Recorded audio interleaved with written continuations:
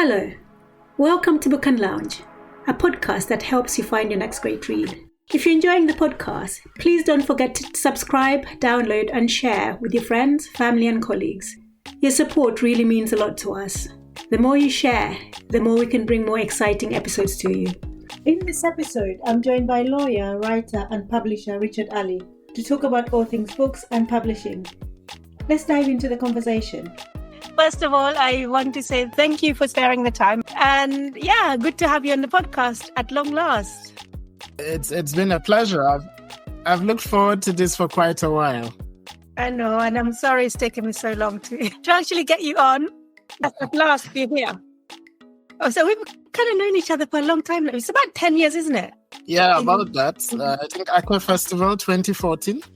I know. Gosh, 10 years. I can't believe it's 10 years. Yeah. Which is really weird. Connection. It goes to show where literature can get us. Absolutely. And the endless connections, I say. Yeah. And so I guess to start off, so you're an entrepreneur, you're a poet, a novelist, a publisher, and a father. Guilty as charged. Saying all those things just leaves me exhausted. So I'm wondering, where do you get the time to do all of those things? Okay. Yeah, so the question of time, it's something that I've been thinking about a lot more recently. I feel like I had far more time when I was younger. So 10 years ago, I could multitask so easily. I'd do 3-4 things at the same time and do all of them quite well. But now I'm wondering, I'm trying to multitask 2 or 3 things and it's so difficult, So I don't know. I think time is the enemy, right? Time undoes everything. The ease with which we did the things that we did so easily when we were young comes back to bite us when we're older and we're like, oh, these young ones, they don't know what they have, And I guess that's the endless cycle, isn't it? But what I try to do, more like a personal philosophy, is to do as much as I can, as best as I can, when I can, And in this way, all my engagements, the platforms I've created, the interventions I have made, are always behind me, and I'm always looking forward to the next. I don't really think in terms of time, in terms of how to manage it better, but more in terms of I wish I could do more, but I know I am limited and I can only do so much. So those little things that I do, I try to make the very, very best of them, really. And while I know there's a diminishing return in terms of output, I like to tell myself that in terms of quality, the engagements that survive are just as good as the more plentiful ones of 10, 15 years ago. Do you have any gems that you can share with listeners about prioritizing? Because you seem to do it quite well. You seem to have all these things going on and you're quite successful in all of them. Well, not that it's very helpful, but what I do every day is to use sticky notes. I'm a little old-fashioned in that sense. So at the beginning of every day, maybe like 8 o'clock, 9 o'clock, I try to make a list of the things that I want to do in the course of the day, and I go with that list, whether I'm in the car, whether I'm at the office. And as I get them done, you cross them out.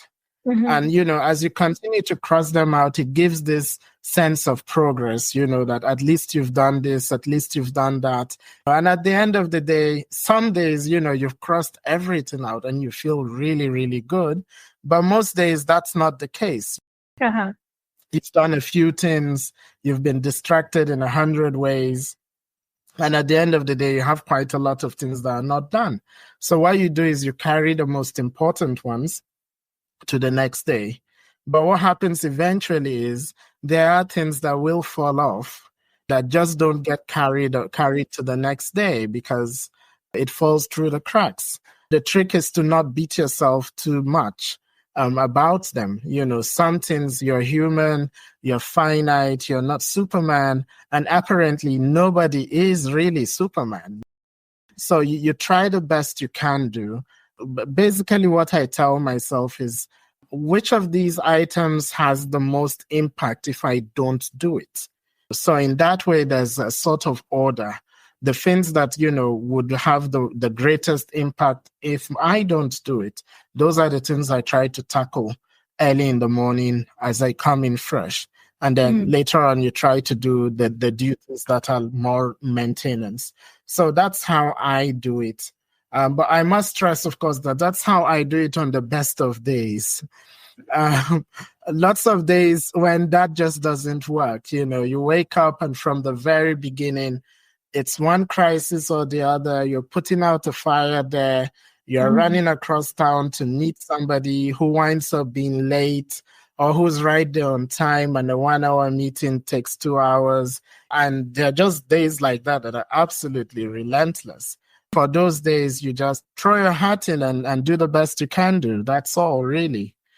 I think I'll try your creating of lists and see how far I get. That's why sticky notes were invented. So where do you stick them? Do you have like a board or a book? No. Oh, dear me. That's the worst part. Computer screen. Whenever there's a flat, even the steering wheel, it can be right on the steering wheel so that I'm seeing it on the dashboard. So long as it will stick there, just so that I can pick and and cross it off. So long as there's a sticky surface, I'm good to go. But the best place is, of course, on the computer itself. So you always see it. So then are you the same then with writing? Just when ideas come to you, do you then put them on sticky notes and then stick them in all sorts of places? Oh, absolutely. Absolutely. In fact, as a general rule, if I don't do that, the idea will be forgotten. That said, a few years ago, I made this awesome discovery, absolutely awesome discovery. Using WhatsApp, I can send voice notes to myself. Wow. It absolutely blew my mind. So I always try to write it down. It's usually better that way. I have notepads as well. I always have a notepad with me of some sort. So that when ideas come, you try to scribble it down. But again, I've supplemented this with voice notes. So when something comes, you could even use the hands-free while you're driving and, just record a voice note to yourself and send it. And later on, you could come and flesh it out. So if I don't do that, then the idea would, by the time I get home or by the time I get where I'm going, there'll be a new set of pressures, new ideas, and it's all gone.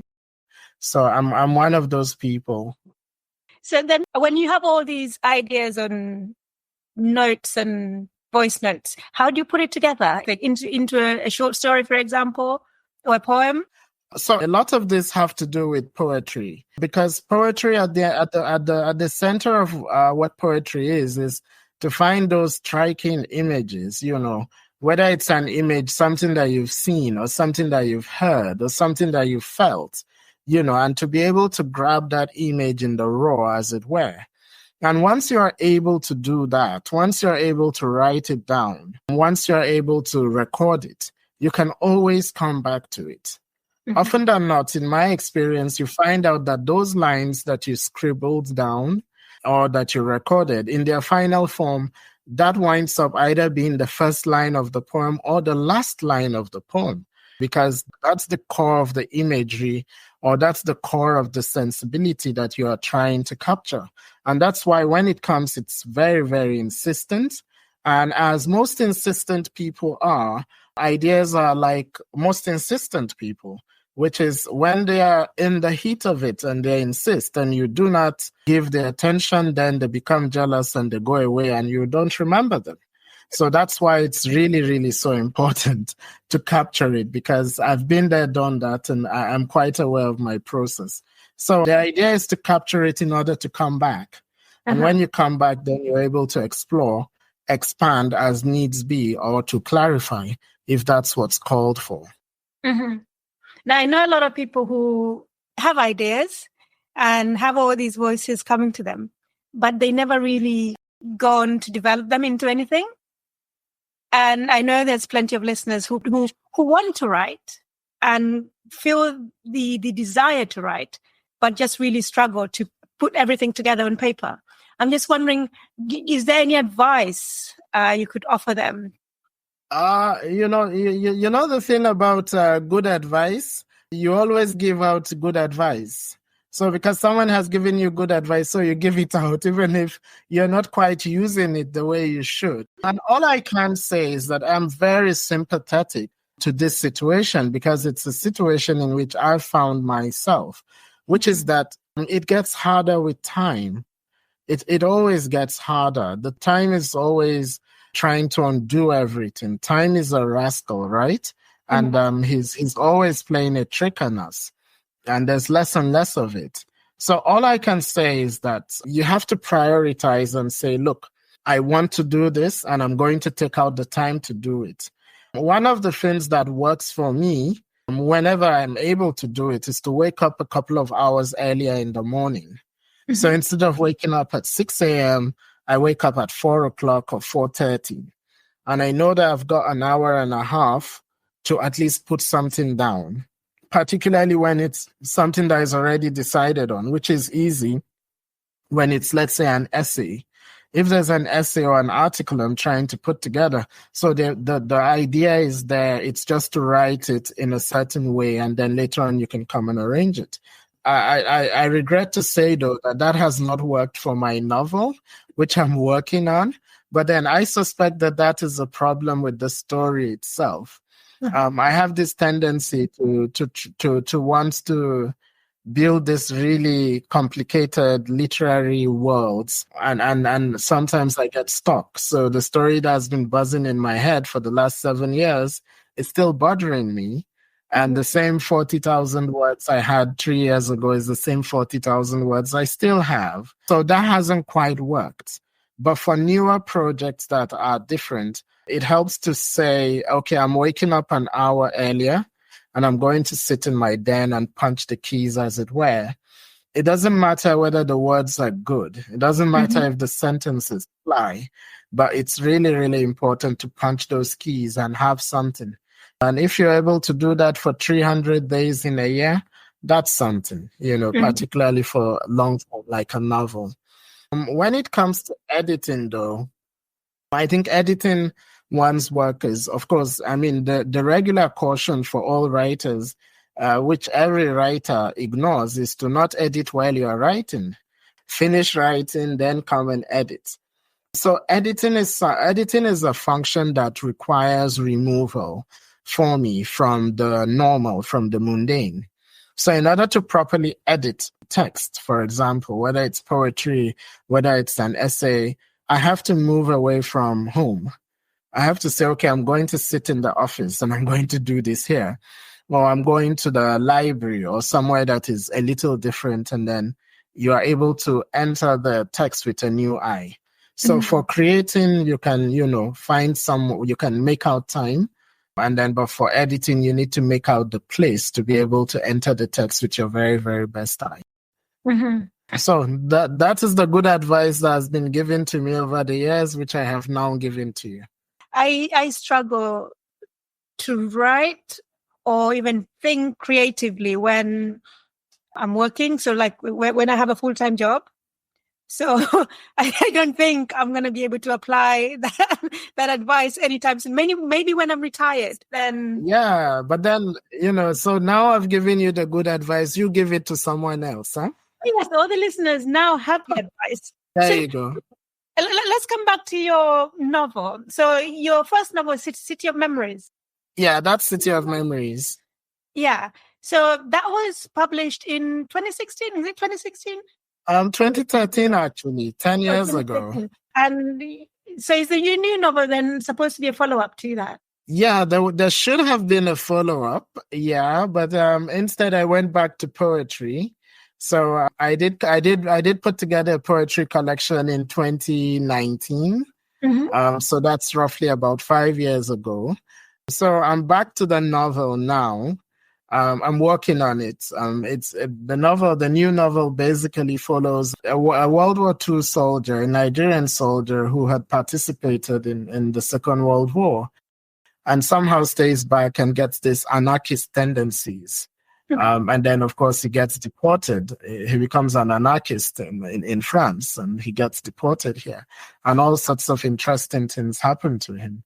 So I'm back to the novel.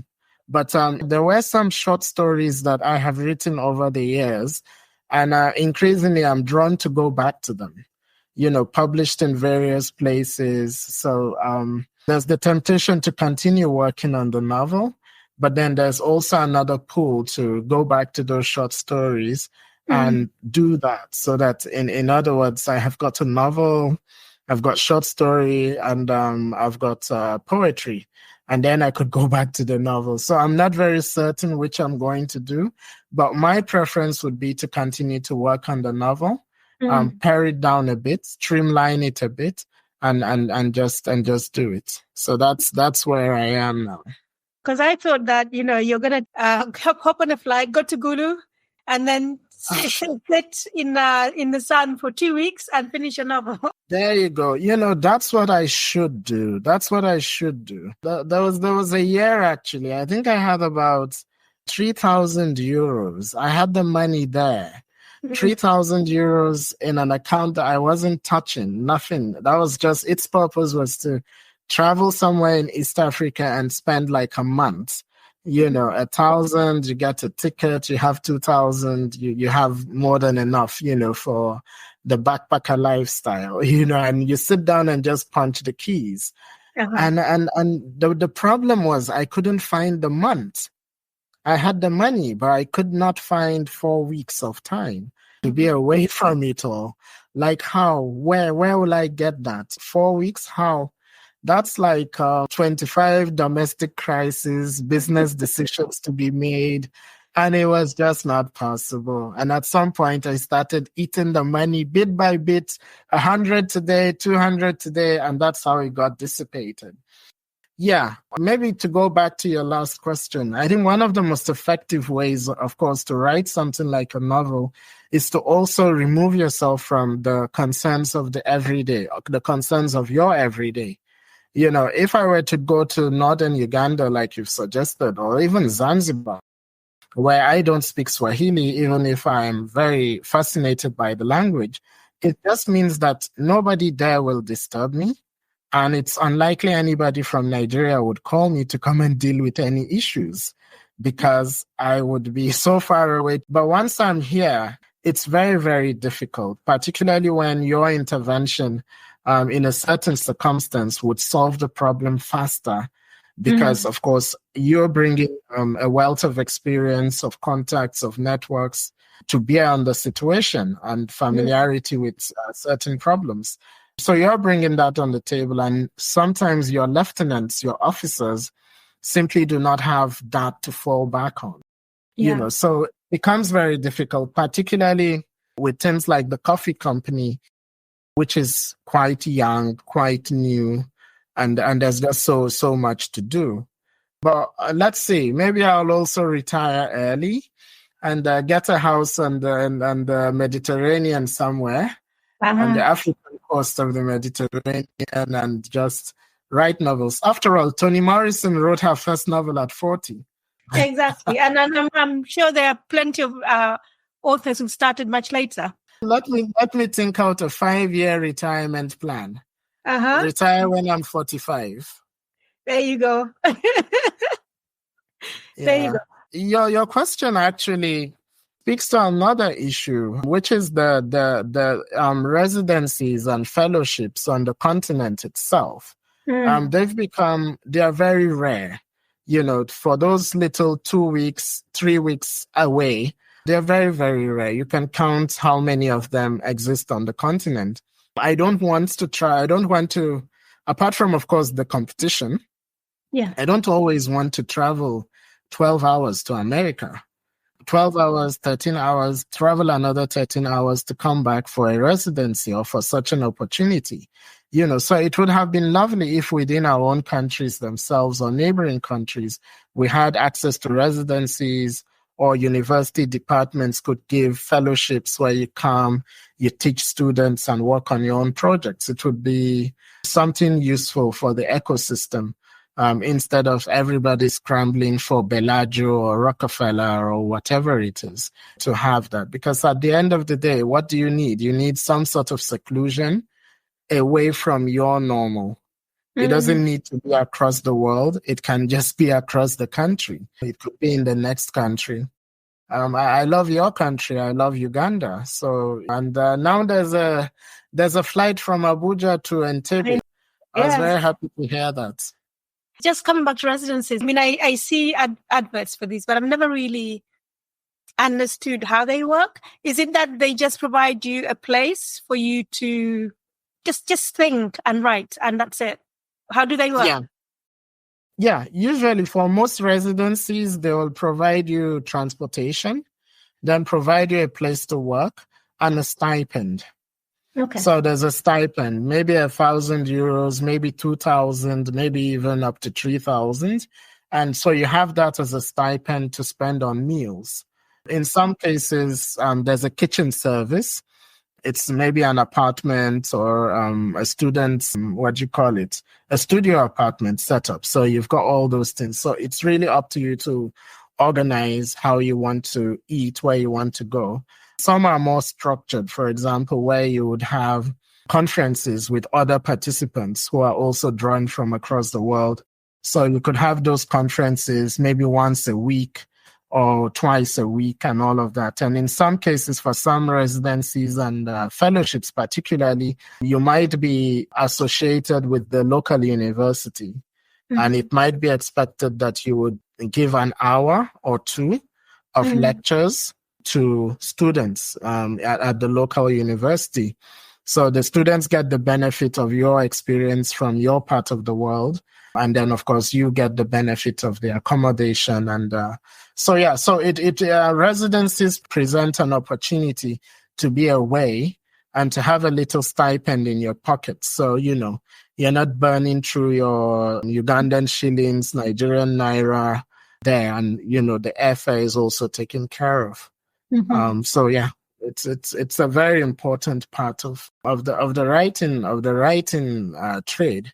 When you see the average published book, Michael Ondaatje, Salman Rushdie, you find out in the acknowledgements page, you'll find out that sometimes up to 10 different residencies at Columbia, this place, were used in the course of putting the novel together.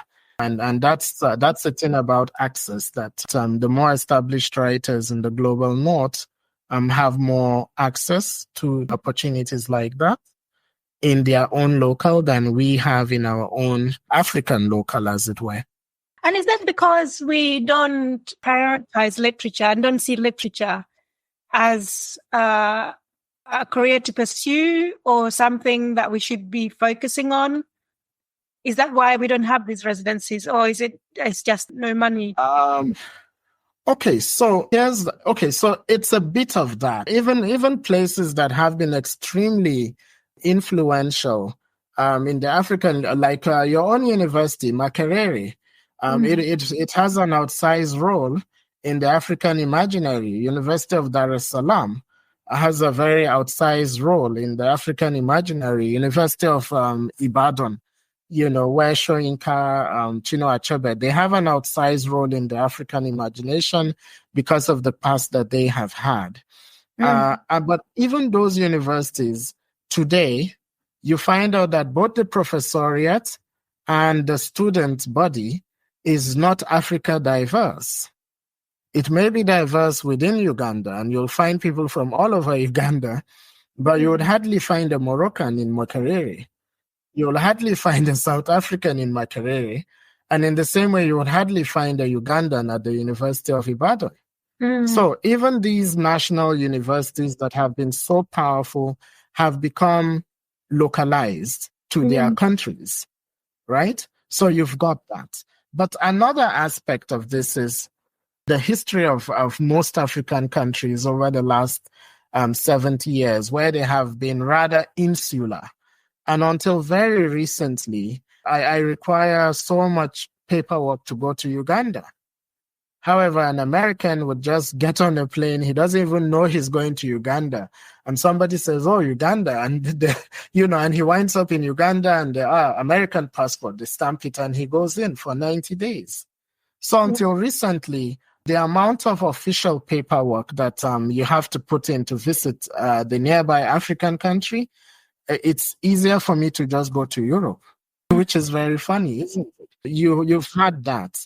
So I've always been a believer that Africa is a country. Africa is a country. The whole of Africa is one country. And I've always tried to engage in that sense. When I visit Uganda, I try not to go there like it's a different country. These are my brothers who live on the other side of this island. It's a single island, Africa.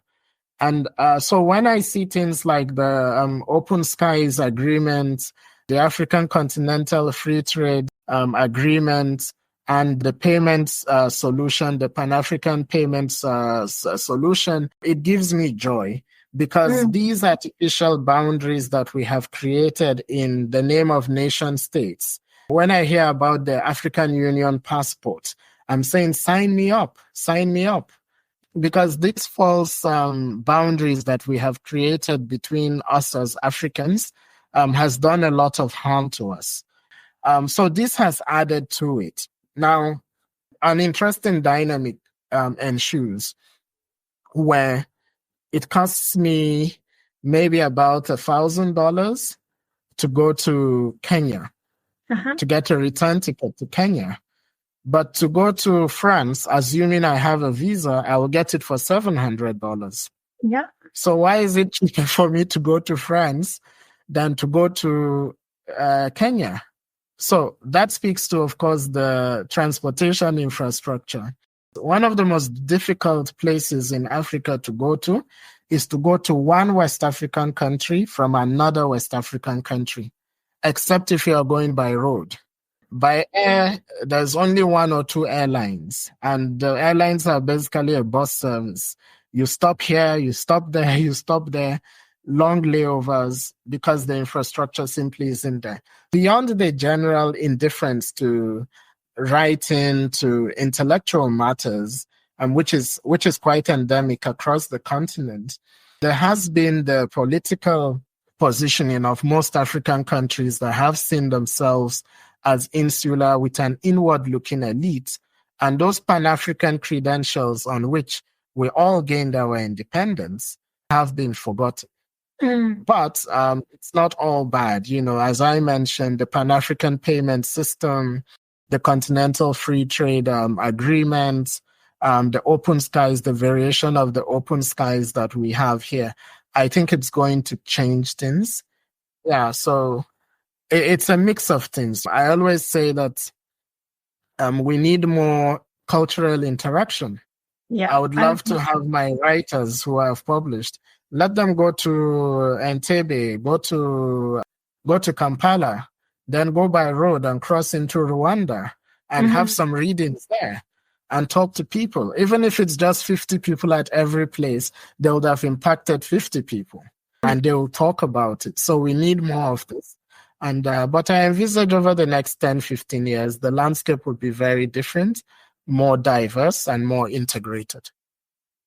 I hope so. I think social media is playing a bit of an impact in that we see more of other African countries and we see more of what other people in other countries are doing. And I do agree with you. It's the infrastructure really that lets us down a lot. All this having to travel to Europe before you go back to another African country. It's just absurd that you have to come to Europe and then go to another African country. I'll tell you a ridiculous instance. I took Air France to Morocco from Lagos. I had to go I got Air France from Abuja to Lagos. And, you're going over it, you pass the Sahara, and then you pass Africa. You can actually see the sea. You can see the Mediterranean or the Atlantic. And then you cross, and then you're like, oh, that's where I'm going, And then you land in Paris, in Charles de Gaulle, which is a really, it's not my favorite airport. And you can't even go into France, right? With your Nigerian passport, you can't even. So what exactly am I doing here? So you spend your entire layover in the airport, and then you start coming back again to Casablanca. And I did it once and I said, never, I'm not doing it again. So whenever I have to go to Morocco, I go down to Lagos and take Air Maroc, Royal Moroccan Airlines, which has the most horrible service. It has really, really terrible service. But at least I'm not going to Europe in order to come back to Africa, which I think is truly ridiculous. Yeah, sometimes you have to balance your kind of sense of patriotism, comfort, to be able to take some of the airlines. I mean, I understand what you mean about Air Morocco service being absolutely terrible. I feel the same about Kenya Airways. However, Kenya Airways is probably the fastest. Well, now they have competition from Rwandair, but normally Kenya Airways is the fastest I can travel from here to Uganda. I get the pride when I get onto the flight. I'm proud. These people look like me. They're speaking Swahili. I'm eating, proper African food, right? So exactly. With the lack of service once you're on the ground. Exactly. Yeah, but building blocks. It's going to take us some time. True. So you mentioned something about your writers and them going to various African countries. I wanted to come back to your publishing company. First of all, is Parresia. You're one of the co-founders, correct? Yes. Okay. And so how long have you been running it? Who are some of the authors that you published, and how does someone get their money or whatever to get published? Yeah, so Parresia is about 12 years old now. We started Parresia back in 2013. Yeah, about that, 2012, 2013. The first thing that we tried to do was to set up a literary agency, something that would add value to new writers, to young writers who were just busting on the scene, because we knew some of these writers. We'd seen their work and were pretty impressed, but we're a bit surprised that they weren't getting access to publishing opportunities. Back then, in Nigeria, we had Farafina and Cassava Republic, and those were the major publishers. In Kenya, you had Kwani, for example, and those were the major outlets. So we set up that as a literary agency. But we quickly realized that there was a market, and that these publishers at the most 5, 6, 7, 10 titles in the course of a year. Yet there was this so much pent up, really, really good writing. So my partner Azafia and I had the rather reckless decision, why don't we start a publishing company? And so we did. So we started in 2012, 2013. And in the period since, we've published almost all the most important names of African literature, of course, with an emphasis for Nigerian voices. Helen Habila, Chika Onigwe, Abubakar Adam Ibrahim, the critic and essayist Emmanuel Iduma, and we published them all. We've published quite a bit of poetry as well under the Origami imprint. So we have published quite a number of people. It's Parresia Books itself, which has been renamed Regim, is a traditional publishing house. So the writers do not take the risk. If we like a story, we publish it and hope to sell it, which is always a really big hope. But we did that because we felt it was important to have that as a structure, as a platform, as a business that paid royalties to authors. It didn't matter how many we actually sold, but we're willing to push those works out. So we did that from the very beginning, and Regim remains a traditional style publishing house and has remained so. I was actively involved with Parresia. I'm still very much involved with Parresia, but I was actively involved with Parresia right up to 2017, 2018, when other responsibilities came up. I took up a small role in a government department, and then did some non-governmental work. So I sort of slowed down around that period. But Parresia remains the third largest independent publisher in Nigeria. And, I continue to be very proud of what we do and what Azafi is doing leading Parresia. Nigeria is quite rich when it comes to producing literature. And when you already mentioned 3 very big publishing houses that are based in Nigeria. So how do you see the literature scene in Africa developing? I know Nigeria is quite rich, but other African countries are not producing as much, or at least if they are, we are not getting access to them as we do what's coming out of Nigeria. Yeah, here's the thing about the publishing landscape. So, of course, when we mention in terms of sale, in terms of books that are actually sold and published, Nigeria is perhaps one of the biggest book markets in terms of how many books are published. Maybe Nigeria and South Africa will be, knocking shoulders about that. I don't know for sure. But the case with Nigeria is the sheer size of the country. We were 117 million people at the last census. It's projected would probably be 250 million by 2050. So Nigeria may be one country, but it's extremely large and extremely diverse. So this explains the dominance, as it were, of Nigerian publishing houses, for example. But it also explains the dominance of Nigerian banks, for example. When you go to East Africa, it's a thing of pride for me. When I see the franchises of Nigerian banks in these places, and the people who are using some of these banks don't even know that they are Nigerian banks. So it gives me joy, the same way that we see South African franchises operating here and all of that. So in terms of the business landscape, of which publishing is a part, there's that imbalance because of the sheer size of Nigeria. Nigeria could easily be 4 or 5 countries. So there's that. However, the publishing landscape in Africa has been actually very active. For several years, I was closely associated with Louis Umutoni's Huza Press, based in Rwanda. And Huza Press still remains. Her partner currently runs it, Umutoni. But it's still there, and it was this brash new publishing house, and they've done a lot of good work. Same thing in Kenya. Ahmed Aidarus, the guy who runs Prestige Bookstores in Nairobi, he has this thing called Jahazi Press, which is actually very vibrant. They recently published Khadija Bekaber. Yeah, I have her book here. And some of those young voices, some of those new voices are also finding names. Zakashu McViben is doing some good work in Cameroon. While not exactly a publishing house in Abidjan, in Côte d'Ivoire, Renier Edwidge Draw is also doing work with her. So it's like a library social space, for in there.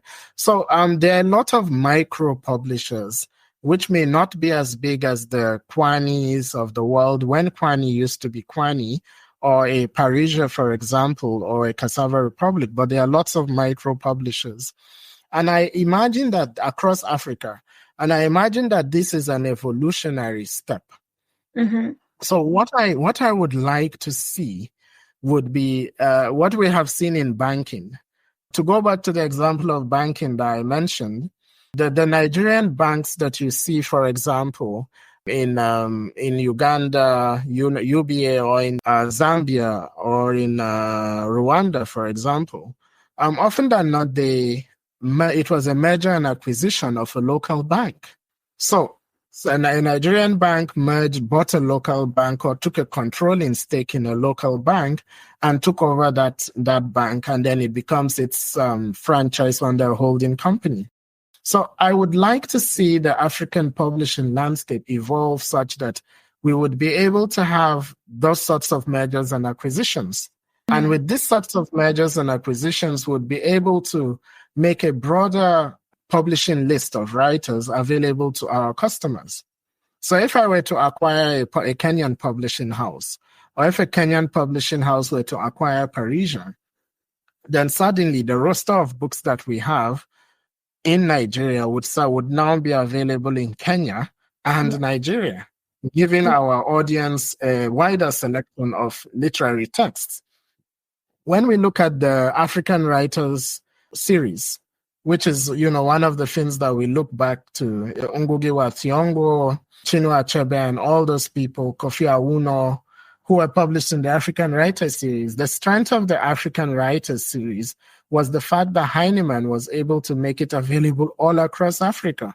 Yeah. And it was through this work and those very famous orange sleeves, that's how we got to encounter Ngugi. And that's how people in East Africa got to encounter West African writing. So I would like to see a situation where the publishing terrain is robust enough for us to have that sort of mergers and acquisition or cooperative agreements that will see us share resources across the continent and create bigger lists in a way that is cheap to publish, and makes it accessible within various national markets at competitive prices. So to recap, we have the building blocks. We have a lot of micro publishers. And what I would expect to see is greater cooperation or mergers between these in order to get the very, very best of it. One challenge that we often have in African publishing is the language blocks. Yeah. So there is a Francophone speaking block, which is insular within itself and peculiar even within itself. Then you have the Anglophone publishing, and you have the Portuguese-speaking Lusophone, Mozambique, Angola, and I think Equatorial Guinea, who have their own thing going on there.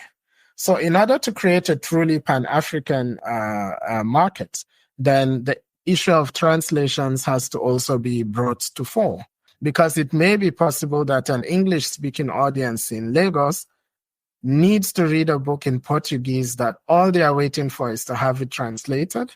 But because it hasn't been translated, they have not had the pleasure of encountering such a book. The same thing with the Francophone writing, of which is also quite viral, even if strangely it continues to be France-facing. So the issue of the language clusters in Africa is another issue that needs to be dealt with if we're to have a richer publishing landscape based on the micro publishers that we currently have. Is there a lack of translators? And then secondly, who is the primary audience? Is it people on the continent themselves, or is it worldwide, global? Okay, so the issue of the audience. So for Parresia, our audience is primarily African, primarily Nigerian, primarily African.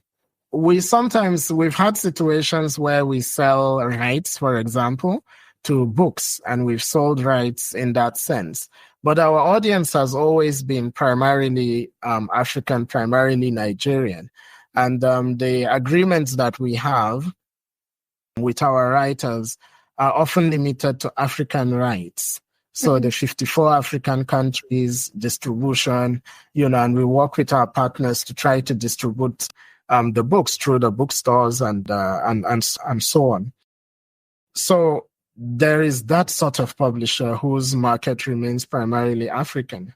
But by the same token, there are also foreign-facing African publishers who even have operations in the UK and in Canada, who are purely facing the diaspora market and whose publishing list is essentially the African diaspora. And these are valid business models, and they are there, and they are also doing their own thing. The margins are, of course, better because the GDP of Canada is far better than the GDP of Nigeria in terms of how much disposable income the average Nigerian has to spend on culture versus the amount of disposable income that a German, for example, has to spend on culture in the course of a year. So there is a validity for that model. And increasingly, you are also seeing a hybrid structure where publishing houses have Nigerian or African operations, but are also playing in other markets. For example, a good example of this would be Cassava Republic, It started as a Nigerian company and still has its core is a Nigerian company, but there's now a Cassava Republic UK, which is doing its own thing, leveraging on the excellent work that Bibi Bakare has done here and her own contacts in the European business circle. So you have these hybrid publishing houses that play in both markets, parallel structures, but they share, certain commonalities like a publishing list, marketing resources. And I think this is actually the future. Mm-hmm. In that way, you hedge your investments, as it were. So I'm selling books in Africa. It can take a longer time to shift 1,000 copies of even a successful book.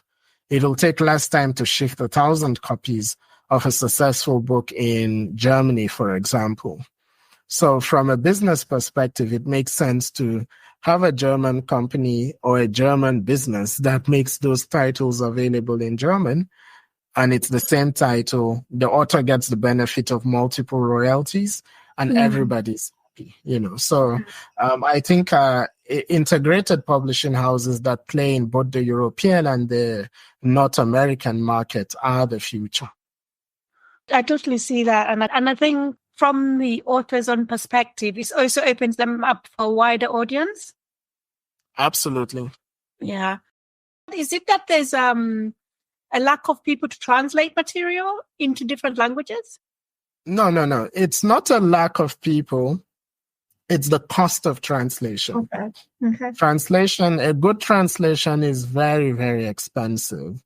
You're probably talking maybe $20,000, $15,000, $20,000 to have a really good translator.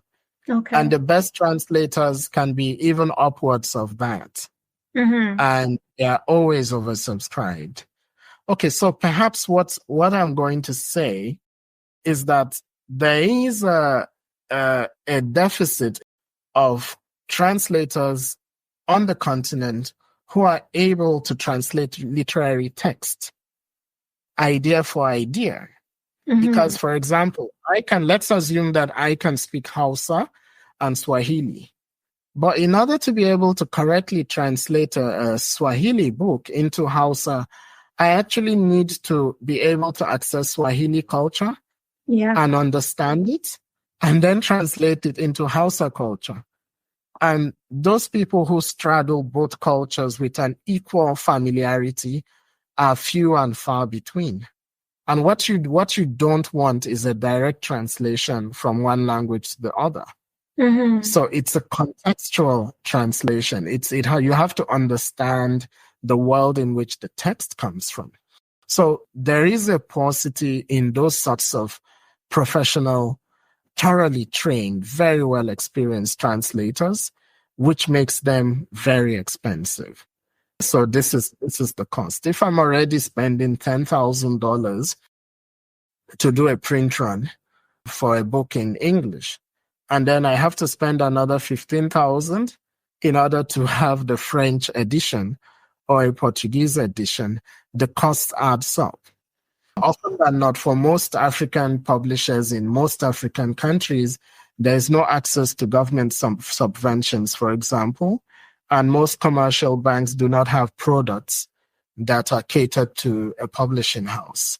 So it's a bit more difficult. So most publishers are unable to take the additional cost and the additional risk of translations. You talked about having a print run, and print run in Africa tends to be lower.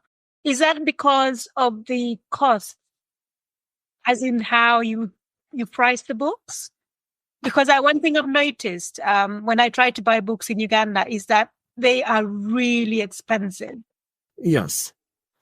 So there are two considerations here. So the books are expensive compared to the GDP of Uganda, to the average amount of disposable, because, you have the Maslow hierarchy of needs, food, shelter, security. It's only after all those things are dealt with that you can think of opera tickets or buying books or going to the theater, for example. So because GDPs across Africa are generally quite poor, when the basics of accommodation, healthcare, security have been taken care of, the average Ugandan, Nigerian, Rwandan, Moroccan has far less money to spend on books. Yeah. So if, for example, you tell him that this book is going for $12, and perhaps all he has to spend that whole month is $300, and you expect him to buy like 2 or 3 or 4 books. So you want him to spend $50 out of $250, which is meant to last in 30 days. If it's a family, maybe they have $1,000 between them. So it's expensive for the average Ugandan. So the sales are poor. And because the sales are poor, it does not make sense to make a large print run.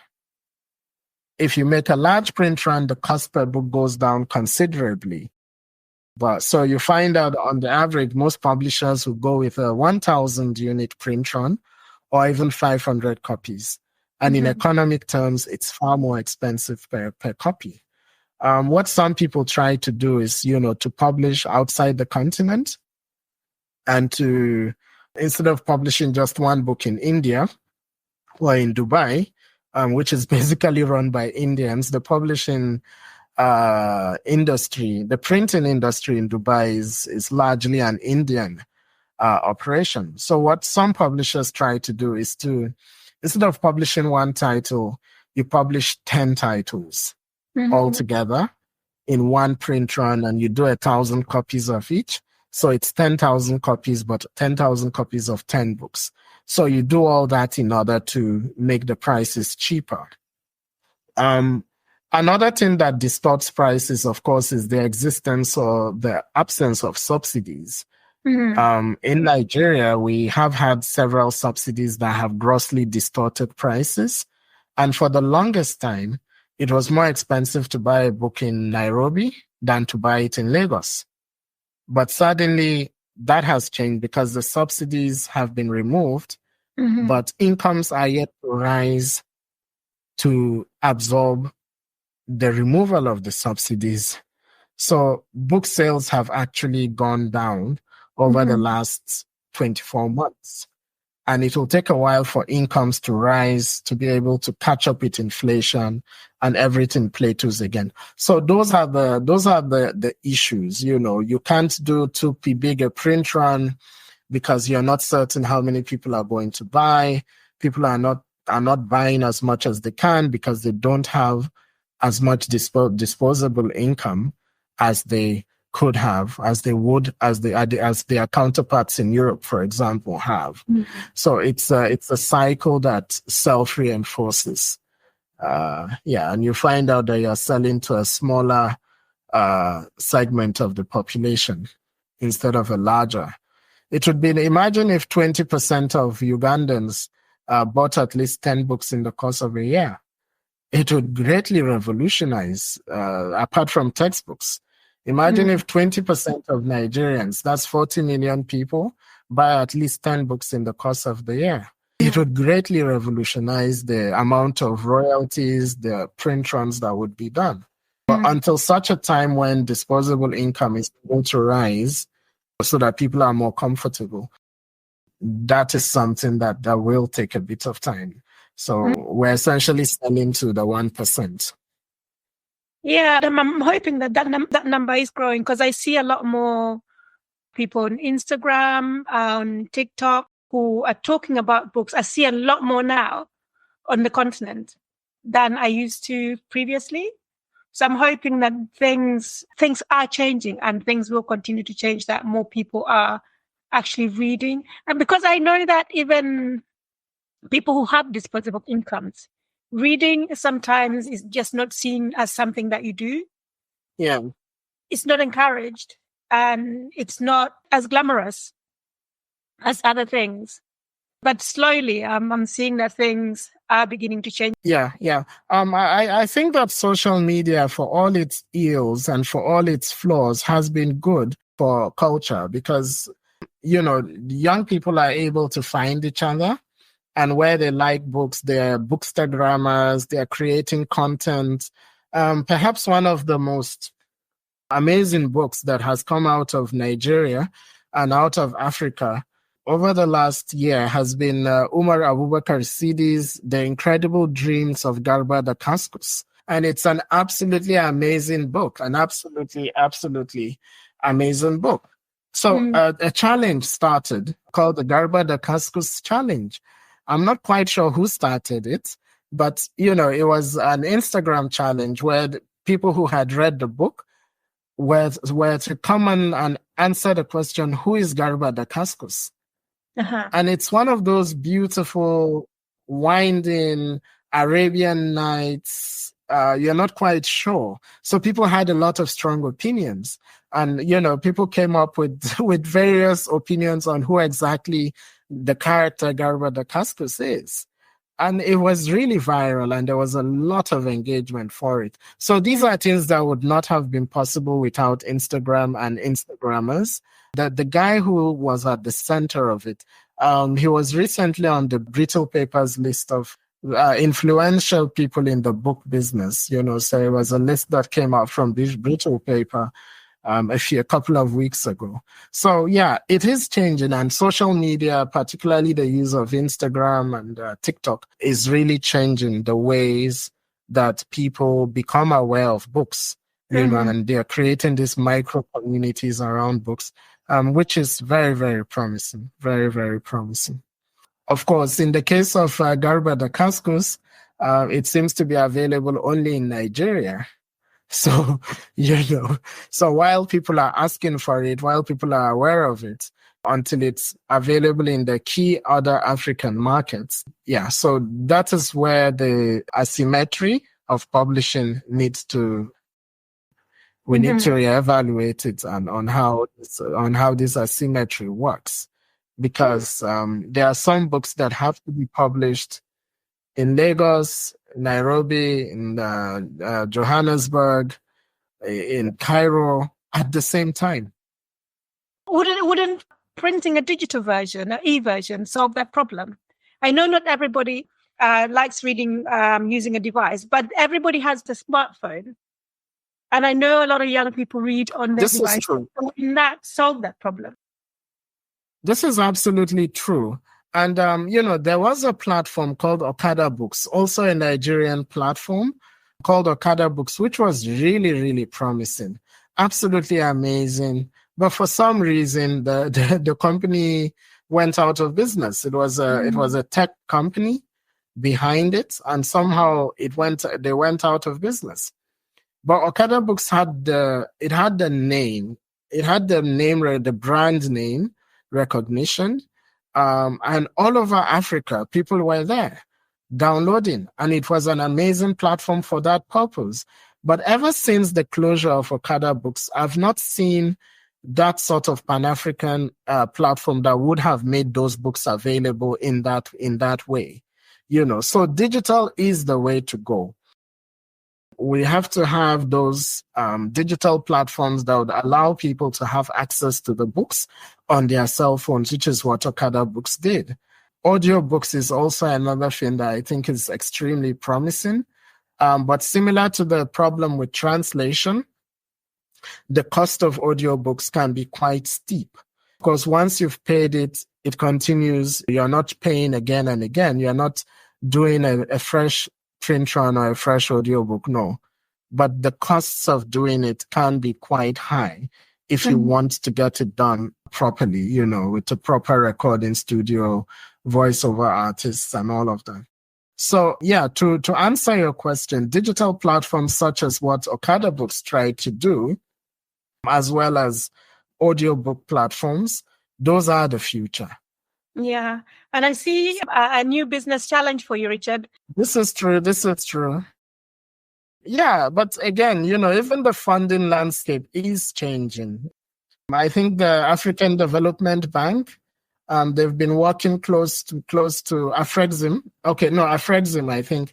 African Export and Import Bank. They've been doing some work towards being able to extend facilities, to create facilities for publishers, particularly fashion designers and all of that. So remains to be seen. Ehosai Maswan from Narrative Landscapes has been at the forefront of this. Jalada, which I currently manage, has also participated in these conversations. A lot of these things would depend on coming up with a funding model that is tailored to culture in a way that, that works for culture.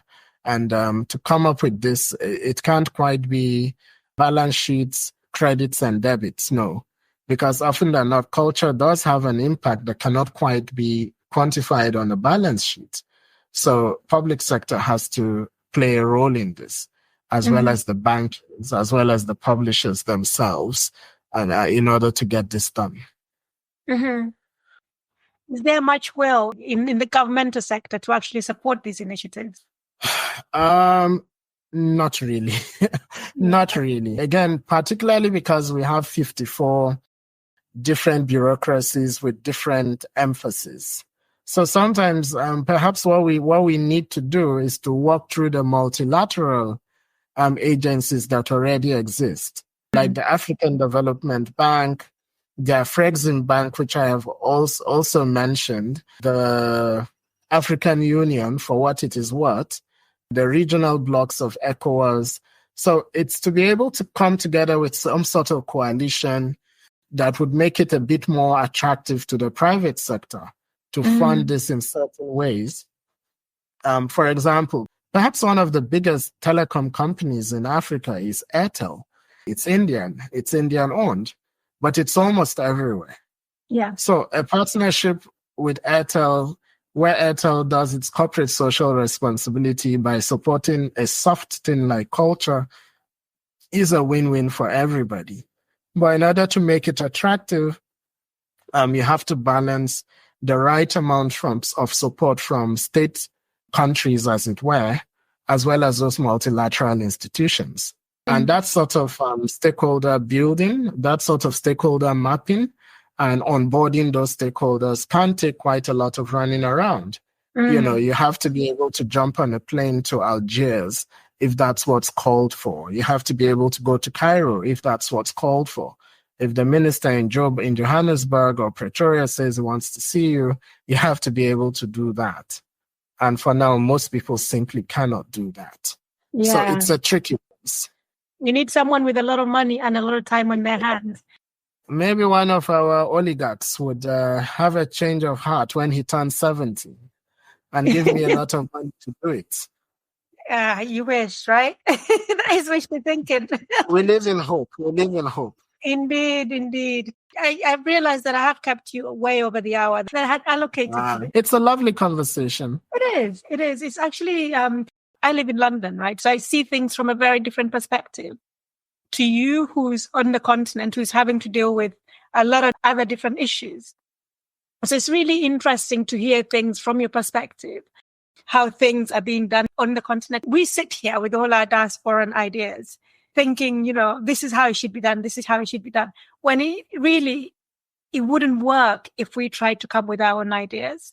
So it's really good to get things from your own perspective on how things are working on the ground, what the challenges are, and what needs to be done. That's why I find having conversations like this really useful.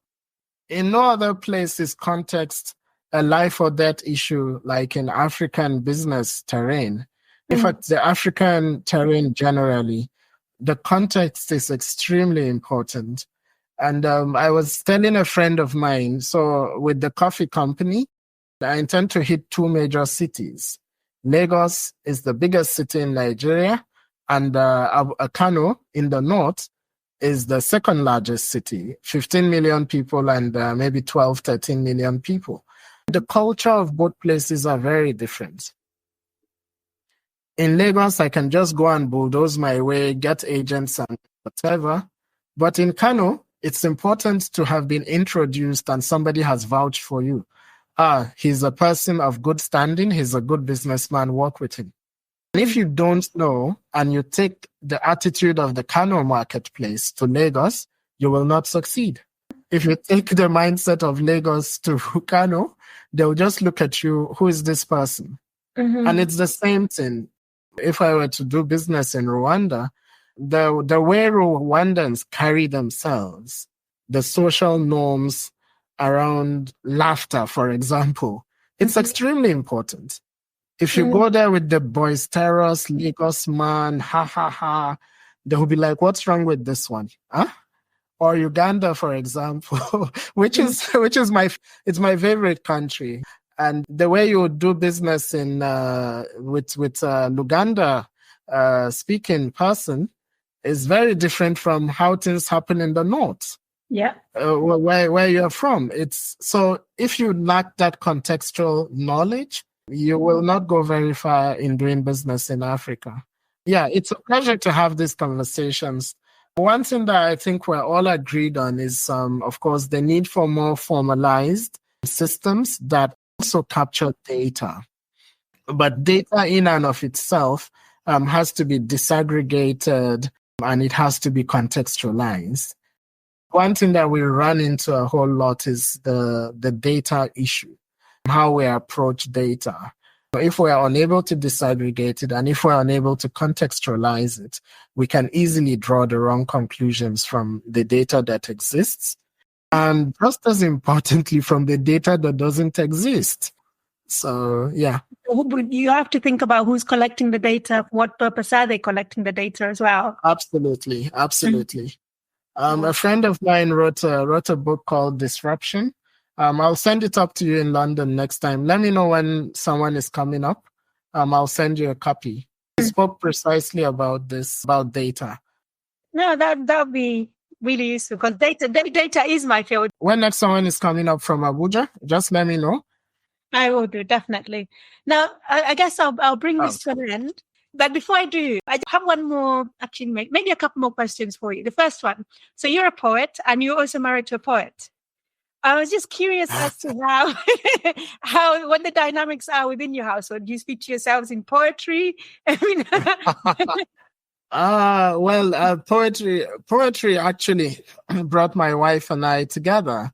She wrote an amazing debut poetry collection, Dance of Dawn, back in 2019, and that's around when we met after she published it. And I read the poems and I was absolutely smitten by those poems. So that was the basis. Of course, at that time we did not know that we would be getting married many years down the line.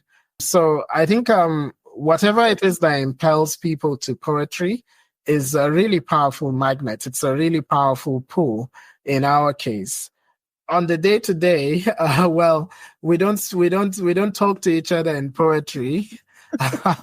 Yeah, we speak English. And we try to. Yeah, but that would be interesting. Maybe we should. I'll tell her we should speak in verse and rhyme, pentameters only, and see how far that goes. Have a day where you just do that. But we'll definitely keep you updated.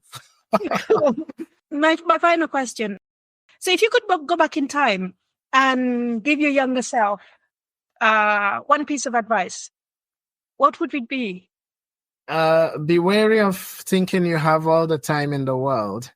Time and your body will betray you. Those are the two things that betray you at the center of it. It's your body and it's time. When you're 20, you feel quite invincible. You get on a plane with a backpack and do all that. And you imagine you're going to be able to do that always, but 20 years down the line, you wake up and you hear that creak and then you're like, oh, dear me. So your body will betray you. So make the most of it.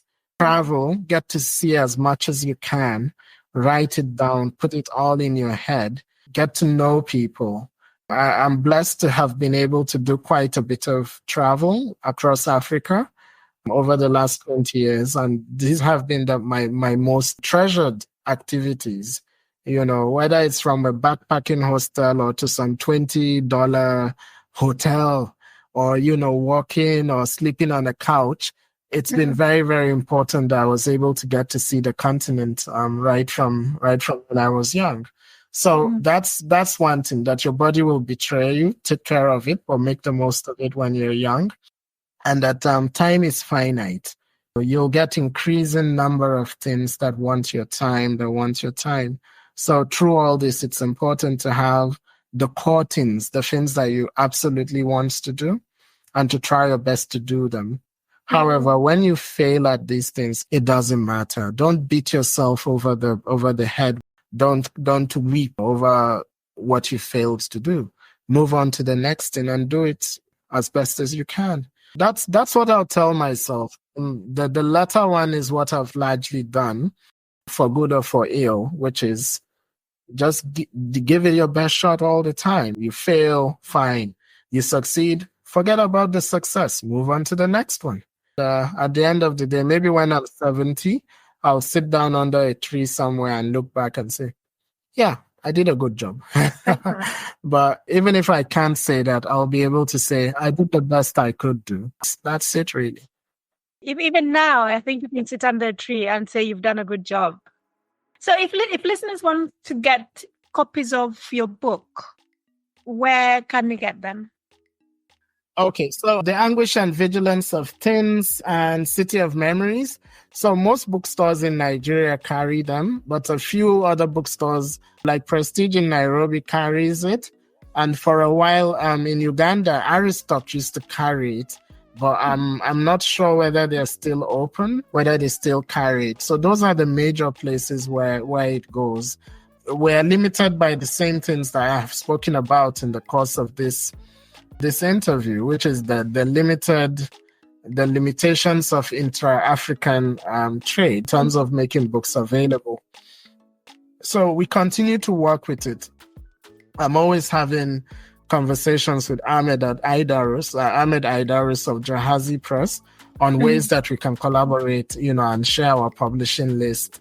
And we continue to try to do this such that when a book comes out in Nigeria, even if it's 200 copies, print it in Nairobi, to print 200 copies in Joburg, and add that to the costs and make it available.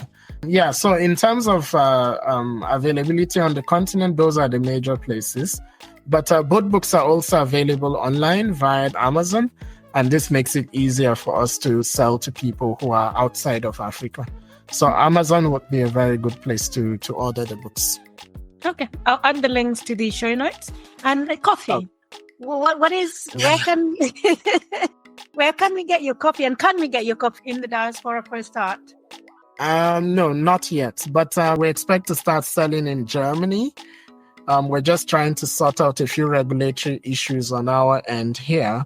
And we'll be able to start selling in Germany. And then from there, we'll be able to spread all across Europe. Yeah, so the coffee we sell, 100% Nigerian coffee. And I think Nigerian coffee is one of the world's best kept secrets. But we should let the secret out. And that's what I'm trying to do with our Parresia coffee. So I'm very keen to be the one that brings Nigerian coffee to the mainstream. So we're going to start with Europe. Europe is closer to us. It's just the Mediterranean away, so it's easier to deal with Europe. And we start with Germany, which has a very, very vibrant specialty coffee market. And even though you guys are no longer in the European Union, I'm sure I'll be able to sell in the UK down the line. Okay, cool. Well, Richard, it's been an absolute pleasure chatting with you. So yeah, thank you so much for coming to Book and Lounge. It's been a pleasure, and let's do this once every year. Yeah. Thank you so much for listening. If you enjoyed this or any of our other episodes, please like, share or subscribe on Spotify, YouTube and Apple Podcasts. Till next time, goodbye.